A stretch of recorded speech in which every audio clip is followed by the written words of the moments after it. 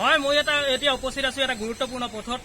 গোৱালপাৰা পশ্চিম বিধানসভা সমষ্টিৰ এটা গুৰুত্বপূৰ্ণ পথ হৈছে বগুৱানৰ পৰা মালাধাৰা হৈ যোৱা যিটো পথ, সেই পথত মই উপস্থিত আছো। আৰু এই পথটোৰে বিভিন্ন সময়ত যি গোৱালপাৰা পশ্চিম বিধানসভা সমষ্টিৰ যিসমূহ পথচাৰী আছে, এই পথচাৰীসকলে যাত্ৰীসকলে এই পথটোৰে দীৰ্ঘদিন ধৰি যাতায়াত অব্যাহত ৰাখিছে। এই পথছোৱা কিন্তু 2 বছৰ পূৰ্বে নিৰ্মাণ কৰিছিল।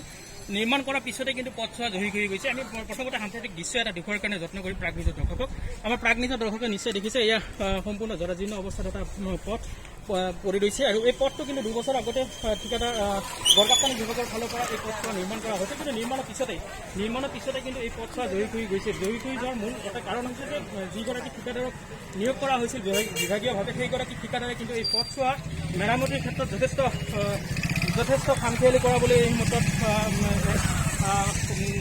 অনুভৱ হৈছে। কাৰণ কিয় এই পথছোৱা নিৰ্মাণৰ পিছতেই যিহেতু যি প্ৰাক্তনৰ মতে নিৰ্মাণ কৰিব লাগে, সেই প্ৰাক্তনৰ মতে এই পথছোৱা নিৰ্মাণ নকৰাৰ ফলতেই এই পথছোৱা নিৰ্মাণৰ কেইদিনমান পিছতে কিন্তু ধৰি কৰি গৈছে। যাৰ ফলত কিন্তু ইয়াৰ যিসকল স্থানীয় লোক আছে বা স্থানীয় ৰাইজ আছে, এই ৰাইজসকলে কিন্তু এক প্ৰকাৰ তীব্ৰ অসন্তুষ্টি প্ৰকাশ কৰিছে এই মুহূৰ্তত। আৰু এই মুহূৰ্তত আমাৰ মাজত উপস্থিত আছে কেতবোৰ ইয়াৰে লোক, আৰু এই লোকসকলৰ পৰা জানিব বিচাৰিম আচলতে এই পথছোৱা কিমান নিশ্চয় ইয়াতে ভাইটি কিমান দিন ধৰি এনেধৰণৰ জৰাজীৰ্ণ অৱস্থা চলি ৰৈছে?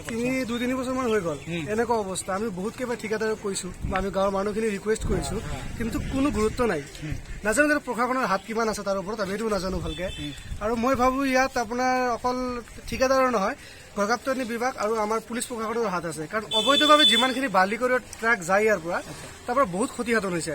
আমি বহুত কেইবাৰ ৰোডটো ব্লক কৰিছো, মানা নাই। কাৰণ আমাক কোনে মানিব? কাৰণ প্ৰশাসন দেউতাৰ লগত আছে।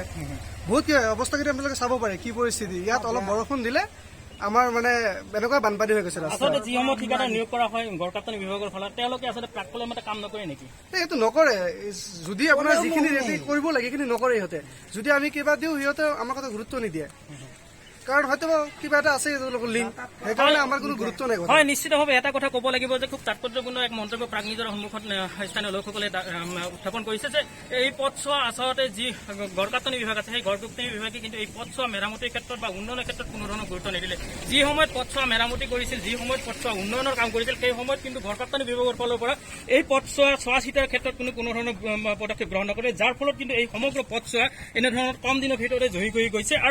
আৰু এটা বিশেষ তাৎপৰ্যপূৰ্ণ কথাটো হ'ল কি যে এই পথছোৱাৰে আচলতে নিতৌ বালিৰ পৰা আৰম্ভ কৰি শিলৰ পৰা যি অবৈধ শিল আৰু বালিৰ, এই অবৈধ আৰু শিল বালিৰ ট্ৰাক এই পথটোৰে অহা যোৱা কৰে। আৰু যাৰ ফলত কিন্তু খুব কম সময়ৰ ভিতৰতে এই পথটো বিধ্বস্ত ৰূপ লৈছে। আৰু ইয়াতে এটা লোক আছে, আমি জানিব বিচাৰিম, আপুনি অলপমান আগবাঢ়ি আহিব। কি ক'ব এই মুহূৰ্তত এই পথছোৱাৰ ক্ষেত্ৰত কি ক'ব? মানে এইটো ৰাস্তালৈ মানে যেতিয়া ৰিপেয়াৰিং কৰিলে তেতিয়া মানে আমাৰ ভাল লগা নাই। মানে কোনো ৰকম কৰি খালি কোনো চেলেক্ট দি আছে, দিয়াৰ কাৰণে আৰু সোনকালে ৰাস্তাটো বেয়া হৈ গ'ল। আমি কৈছিলোঁ যে নহয় আমাৰ ৰাস্তাটো মোটামুটি যেনেকৈ আপুনি কাম কৰি আছে এইটো কামত ৰাস্তাটো ভাল নাথাকে, পানী পৰাৰ লগে লগে বেয়া হৈ যাব। কিন্তু সিহঁতে মানা নাই, কাৰণ নহয় আমাৰ নিয়মত যিটো আছে আমি এইটো দি আছোঁ, একো কম দিয়া নাই। যিটো একো কম দিয়া নাই। আজি কেইদিন হ'ল, মোটামুটি 1 বছৰতে ৰাস্তাখন বেয়া হৈ গ'ল। তাৰ পিছত ৰাস্তাটো বেয়া হোৱাৰ পিছত যিহেতু মেৰামতি একো হোৱা নাই। আমি তাক অনুৰোধ কৰিছিলোঁ যে নহয় আপুনি মেৰামতি কৰিব লাগে। গড়কাপ্তানি বিভাগৰ ফালৰ পৰা কিবা ব্যৱস্থা লয় নেকি? ইয়াতে কেতিয়াবা আহিছে? একো অহা নাই। যিটো কণ্ট্ৰাক্টৰে কাম কৰিছিল সিহঁতক মই কৈছিলোঁ যে কামখিনি যিটো বেয়া হৈ আছে এইটো অলপ ভাল কৰি দিব লাগে। আপোনালোকেতো জানে ৰাস্তাটো কেনেকুৱা হৈ আছে, মানুহৰ অসুবিধা হৈ আছে, গাড়ী ঘোঁৰা চলিব নোৱাৰে। হ'ব ঠিক আছে, কাম হ'ব বুলি কৈছে, কিন্তু কাম নকৰে। যিহেতু এগৰাকী স্থানীয় বিধায়ক থাকে আৰু বিধায়কে কিন্তু সমষ্টি উন্নয়নৰ ক্ষেত্ৰত যথেষ্ট গুৰুত্বপূৰ্ণ ভূমিকা গ্ৰহণ কৰা পৰিলক্ষিত হয়। তেনে ক্ষেত্ৰত কিন্তু স্থানীয় বিধায়কগৰাকীৰ ভূমিকা কেনেকুৱা? নাহে। এইটো আমাৰ ছাৰে নাহে। মোটামুটি ইলেকশ্যনত জিতাৰ পিছতো অহাই নাই ইফালে, আমাৰ ইফালে কেনেকৈ কি হৈছে, কি চলি আছে, আমি কেনেকৈ চলি আছো। সমষ্টি নাই, তাৰ কোনো কাম নাই। হয়, খুব তাৎপৰ্যপূৰ্ণ বিষয়। এই মুহূৰ্তত এইখিনি কথা ক'ব লাগিব যে যিগৰাকী স্থানীয় বিধায়ক, এই বিধায়কগৰাকীয়ে কিন্তু সমষ্টি উন্নয়নৰ ক্ষেত্ৰত কোনো ধৰণৰ গুৰুত্বপূৰ্ণ ভূমিকা গ্ৰহণ নকৰে। যাৰ ফলত কিন্তু বিধায়কে হওক বা যি গড়কাপ্তানি বিভাগ, এই গড়কাপ্তানি বিভাগ আৰু যি বিধায়ক এওঁলোকে কিন্তু গুৰুত্ব নিদিয়াৰ ফলতে কিন্তু এই সমগ্ৰ পথবিলাক এনেধৰণৰ জহি কৰি বিধ্বস্ত ৰূপ লোৱা হৈছে, পৰিলক্ষিত হৈছে।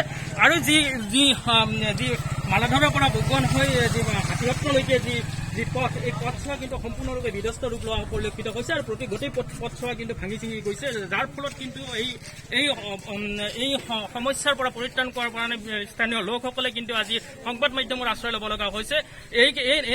এনে ক্ষেত্ৰত আচলতে যি গড়কাটনি বিভাগে কি ভূমিকা গ্ৰহণ কৰে ইয়াৰ পৰৱৰ্তী সময়ত সেইটোহে লক্ষণীয় হৈ পৰিব।